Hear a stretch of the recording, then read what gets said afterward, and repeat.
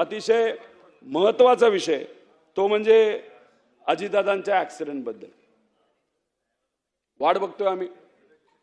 अजितदादांना न्याय कधी मिळेल? लोक अजून दादांना विसरली नाहीत अध्यक्ष महोदय।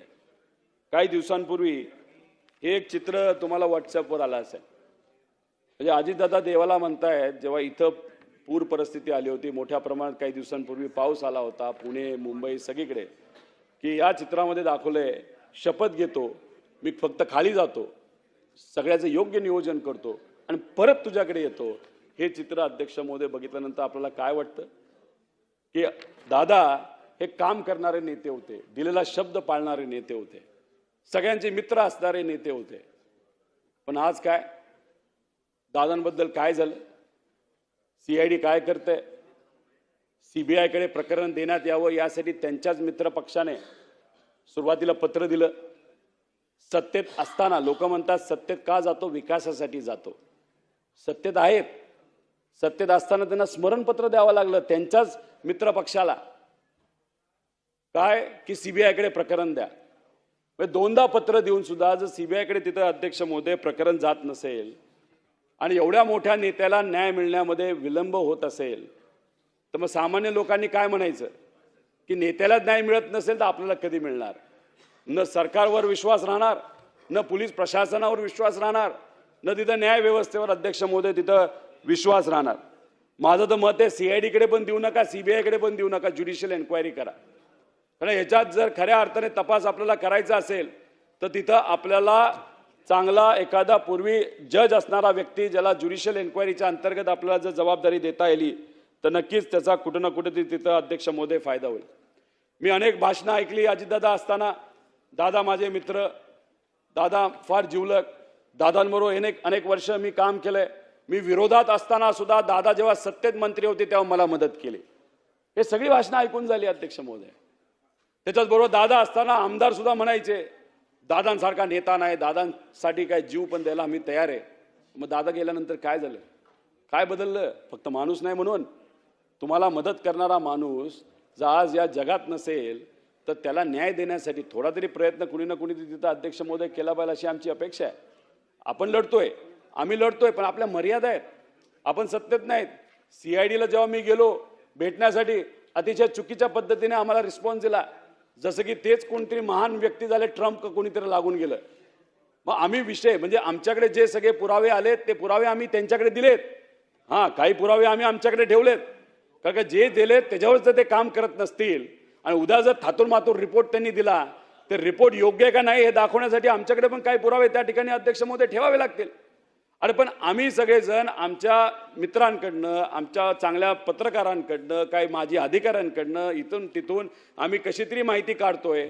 मग सीआयडी त्या बाबतीत काय करतं अध्यक्ष महोदय? म्हणजे तुम्ही दादांचं प्रकरण सीआयडीला दिलं आणि काही महिन्यांपूर्वी मुंबईमध्ये, पुण्यामध्ये अवैध दारू विक्री चालू होती, ते शोधण्याचं प्रकरण पण सीआयडीकडे दिलं। म्हणजे अजितदादांसारखा मोठा नेता जो आज आपल्यात नाही, त्यांच्या बाबतीत काय झालं हे शोधण्याची जबाबदारी सीआयडीकडे। आणि अवैध दारू जे काही टोळ्या असतात, चटरबटर लोक, त्यांना पकडायचं प्रकरण सुद्धा सीआयडीकडे। म्हणजे उद्या पॉकेट मारलं कुणी तर ते कुणी मारलं हे शोधायचं असेल तर सीआयडीकडे द्या। म्हणजे ज्या केसेस तुम्हाला पॅक करून कपाटात टाकायच्या त्या सगळ्या तुम्ही सीआयडीला देणार आहात। अहो, काही दिवसांपूर्वी लॉक घेऊन गेलो, त्यानंतर ते पळायला लागले। आता दरवेळेस काय लॉकच घेऊन जायचं का आणि खरंच कुलूप लावून टाकायचं का अध्यक्ष महोदय? न्याय कधी मिळणार दादांना अध्यक्ष महोदय? 25 मार्च 2026ला अंतिम आठवडा प्रस्तावावर उत्तर देत असताना मी तो प्रस्ताव मांडला। उत्तर देत असताना मुख्यमंत्री साहेबांनी उत्तर दिलं, चांगलं उत्तर दिलं, मी त्यांचे आभार सुद्धा व्यक्त केले। ते उत्तरामध्ये काही मुद्दे आपण जर बघितले असेल, अजितदादांची माझ्यासोबत जेवढी मैत्री होती तेवढी दुसऱ्या कोणासोबत नसेल असे सीएम साहेबांनी सांगितलं अध्यक्ष महोदय। मनात शंका ठेवू नका, आकाश पाताळ एक करू, पण कोणाचाही बाप असला तरी त्याला खोदून काढू। सहन नाही करणार, आम्ही काय झालं तरी त्या व्यक्तीला शोधून काढला। हे सगळे वक्तव्य ऐकल्यानंतर आणि अजितदादांचे मित्र असल्यामुळे आणि एक फार प्रभावशाली नेते असल्यामुळे, ज्यांची ताकद महाराष्ट्रात आहे आणि दिल्लीत पण आहे आणि कदाचित उद्या यांच्याच सरकारच्या काळामध्ये जर संधी दिली तर फार मोठ्या पदाला ते दिल्लीत जाऊ शकतात. आणि अशा मोठ्या नेत्यांवर आम्ही विश्वास ठेवला. विश्वास ठेवून किती महिने गेले अध्यक्ष महोदय? 2, 2.5, 3 महिने ह्याच्यात निघून गेले. काय झालं? ते म्हणले होते आठवड्याभरात अमित शाह साहेबांना आम्ही भेटणार आहोत आणि त्यांना सीबीआयच्या या प्रकरणाबद्दल आम्ही चर्चा करू. चर्चा झाली का अध्यक्ष महोदय? आम्ही तळमळीने मुद्दा मांडत होतो. एखाद्या वेळेस फोन केला असता, आम्हाला बोलून घेतलं असतं, रोहित तू आणि काही आमदारांनी हे मुद्दे मांडलेत, दादांच्या बाबतीत महत्त्वाचे आहेत, चल आपण चर्चा करू, मी भेटून आलो. अरे काहीतरी संवाद साधा. इथं आम्ही राजकारण करत नाहीये, जे काय गोष्टीत आम्ही मांडत चाललेलो आहे. आणि या बाबतीत सुद्धा जर आमच्याकडे बघत असताना अशा दृष्टिकोनातून बघितलं जात असेल, आम्हाला विश्वासच घेतलं जात नसेल, अध्यक्ष महोदय योग्य नाही. आम्ही कर्नाटकात जाऊन 0 FIR केला, 0 FIR करून इथं आणून असं आम्हाला वाटलं की तो एक्सेप्ट केला जाईल. तो एक्सेप्ट न करता फक्त CIDला पाठवला आणि CIDला पाठवल्यानंतर ते म्हणतात तपास आम्ही याच्यावर करणार नाही, आम्ही शहानिशा करू. म्हणजे काय? हे बघा अध्यक्ष महोदय, जर आज कुणीही एखाद्या महत्त्वाच्या पदावर असताना मित्राचं जर हे दुर्दैवी अशी घटना घडली असती आणि त्यांच्याच परिवारातला एक व्यक्ती माझ्यासारखा नाही तर त्यांचा जवळचा आमदार नाही तर मित्र जर इथं मुद्दे मांडत असेल तर त्यांनी आम्हाला बोलून घेऊन सुरुवातीला पहिल्या दिवशी FIR करायची आहे का? करून टाकली. कोणाकडे दिला? CIDकडे द्यायचं आहे का CBIकडे द्यायचं आहे? टाकून दिलं. चला काय चर्चा झाली? ह्याच्यात फॉलोअप व्हायला पाहिजे होतं ना अध्यक्ष महोदय. FIR नाही झाली, CIDकडे दिलं, CID गप बसले, गार बसले, CBIकडे अजूनपर्यंत प्रस्ताव अध्यक्ष महोदय तिथं गेला नाही. मग शंका येतात ना मनामध्ये की का कुणी काय कारवाई करत नाही, त्याच्या मागे खरंच काय आहे का? कारण मला शंका आहे, मी 100% म्हणू शकणार नाही असंच झालंय. अरे शंका असल्यामुळे शंकेचं निरसन होणं महत्वाचं आहे. पण दुर्दैवाने आतापर्यंत अध्यक्ष महोदय तिथं कुठेही आमच्या शंकेचं निरसन झालेलं नाही. त्या तपासामध्ये कुठेही गेलं नाही. AIB तर झोपलंच आहे. 3-4 वर्षापूर्वी ऍक्सिडेंट झाले, त्याचे रिपोर्ट आतापर्यंत आले नाही. CIDकडे गेलो तर CID म्हणतं थांबा, AIBचा रिपोर्ट येऊ द्या. का 3 वर्ष थांबायचं? आम्ही एवढे काय दूधखोळे आहोत का? अध्यक्ष महोदय हे खरंच योग्य नाही. आणि अधिवेशनामध्ये हा परत मुद्दा मी घेणार नाही. नेत्यांसमोर मांडला, TV समोर मांडला, पण अध्यक्ष महोदय अजूनपर्यंत त्याला योग्य असं उत्तर या सरकारकडनं तिथं मिळालेलं नाही. त्यामुळे कुठं ना कुठंतरी नात्यांवरचा विश्वास काही प्रमाणात माझा उडत चाललेला आहे. मैत्रीवर राजकारणात ते मैत्री खरंच असते का असं तिथं दुर्दैवाने मला आता प्रश्न पडत चाललेला आहे. का राजकारणामध्ये फक्त देवाणघेवाण असते? आपल्याला सत्य द्यायचं असेल तर मित्राची जरूरत, एखाद्याला निवडून द्यायचं असेल, एखाद्या आमदाराला सेट करायचं असेल तर आपल्या मित्राची मदत. पण मित्र गेल्यानंतर त्याची मदत कोण करणार? जवळचा व्यक्ती गेला तर त्याला कोण करणार?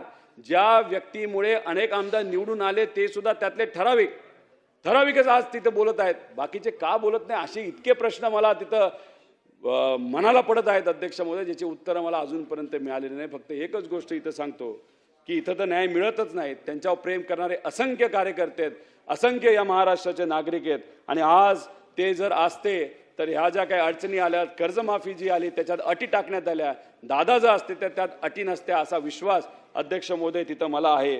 त्यामुळे योग्य वेळ आल्यानंतर मी नक्कीच याच्यावर बोलेल आणि योग्य वेळ आल्यानंतर आमच्याकडे जे पुरावे आहेत ते मी तिथं काढेल.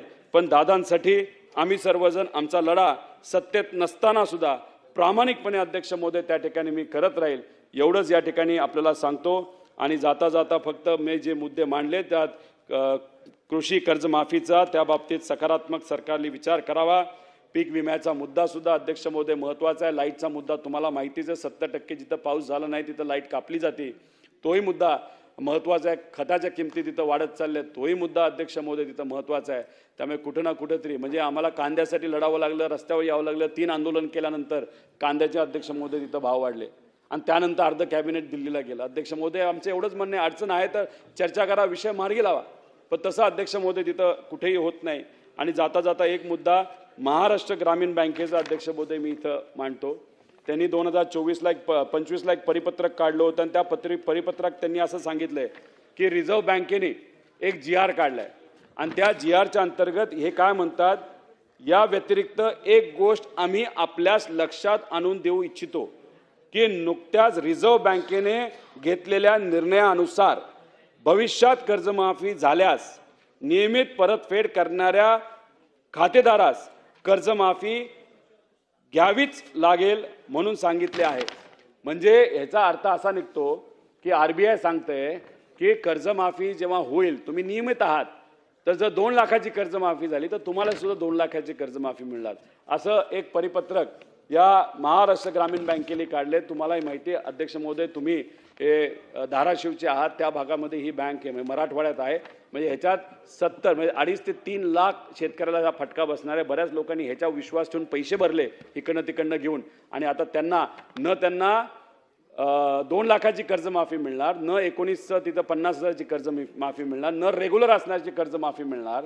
आणि याच्यात काही SBI सारख्या बँका आहेत, त्यांनी सेव्हिंग अकाउंट त्यांचं बंद पाडलं, आणि मग बंद पाडल्यामुळे त्यात आवकच त्यांची अडकून बसली, आणि त्यांना सांगितलं आधी क्रॉप लोनचे पैसे तुम्ही भरा. मग इतर लोकांकडनं पैसे कसे तरी शेतकऱ्यांनी गोळा केले, ते तिथं भरले, मग सेव्हिंग बँक अकाउंट उघडलं. ते कधी झालं तर 2024-25 मध्ये झालं. आता त्या शेतकऱ्यांना सुद्धा रेग्युलर कर्जमाफी सुद्धा मिळणार नाही, आणि तिथं